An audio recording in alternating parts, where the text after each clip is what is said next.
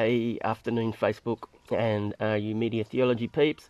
Welcome along to my Facebook Live for today. So it's Monday the 5th of September today. Hope your week's taken off in a good way. What I wanted to touch on today is to sort of raise a question, I suppose. But I wanted to do that with a statement, as you can see with the title of this live post today. I've called it Storytelling and Preaching, why they should have more in common. And I guess what I want to say is, it's interesting to see how, for instance, when you look at the way Jesus spent most of his time teaching the people, he used parables and stories that they would be able to relate to, that held a deeper significance and carried a story within a story and things like that. And they're very powerful stories, all of Jesus' parables. And when we look at the majority of the Bible, it's actually written in narrative. It's story. And yet when we come to preach from so much of the Bible, we kind of turn it into something other than story. And so my thoughts today are just that, with so much of what we're preaching from actually being in the form of narrative, in the form of story, it's interesting to ponder, well, why is it that we think we kind of need to then not tell stories, I guess, or make things much more kind of, the technical word would sort of be exegetical expositions, which sort of means we pull it all apart and we look at it all in all its parts. But, so it's kind of like if you went around to your friend's house, right, and they just said, hey, come around, I've bought a Porsche.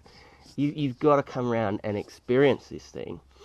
And so you go round to their place thinking, this is going to be awesome, I'm going to go in this Porsche and we're going to rip around the streets and we're going to find some cool streets to shoot down and up and around so that I can actually see how cool this Porsche really is. But when you get around there, what your friend's done to show you how awesome his Porsche is, has pulled apart all the different pieces and he's got them all laid out on the floor. So he can tell you, look, hey, this is the gear sticks and this is the cylinder. And so, this cylinder can generate this much power and through this diff you get this much torque. And, explain and tell you all about the Porsche. But the one thing that they can't do anymore is actually say, jump in, come and let's drive in this thing, and feel what all of these bits together do. And so, stories work in particular ways. They capture our imaginations. They fire our imaginations. They get us imagining and placing ourselves in the positions of characters or in the positions of cultural settings and all sorts of different things like that. They raise tension and create moments of crisis. And if we're drawn into a story, then we're really feeling that as well, and we're feeling how we should respond and what we might do in those situations. And it can and does cause us to change how we view the world and how we exist in the world.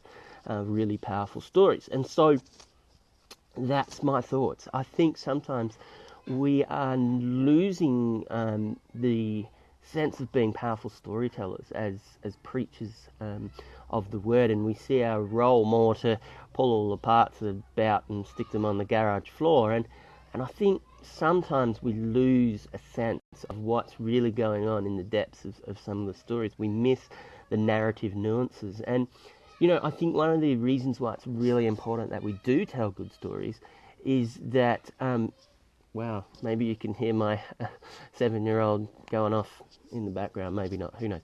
But one of the reasons why I think it's really important that we do tell powerful stories is that so much of the way we are called to see the world and understand the world, the power structures in the world and all of those different things, does come through the stories that we consume. So the TV shows that we watch, the movies that we watch, the books we read, and that sort of stuff. All this content that we consume, so much of it is also in a storytelling, a narrative, and so we absorb that, and we take on the values of that. And so I think there's a really great opportunity for us as preachers to learn how to be better storytellers, to not feel like each and every time we preach, our role is to pull up all the parts out and put it on the floor to allow somebody to look at, but actually say to people, hey, come on, jump inside, let's go for a spin, and take people on that journey, and just inspire them, and let action and change come out of that, rather than think by putting all of these bits on the floor we can make action and change happen. So look, that's my thoughts. I'd love to hear your thoughts on this. I think there's room for more storytelling in our preaching, and making much more use of the way it resonates with the way we understand the world, remembering as well. We remember stories really well, so it helps us to remember what we're engaged with and engaged by. And yeah, that's my thoughts on that. So I'd love to hear what you think. If you know a preacher, why not tag them below? I'd love it if you could do that. Still building up people on this list, so I'd love it if you can share this with anyone you think might be interested as well. Yeah, why not share it with your pastor if you've watched this, for something that they can think about. Love to hear your thoughts, comments below, and as always, if you've got something that you want my 2 cents on, leave that in the comments below as well.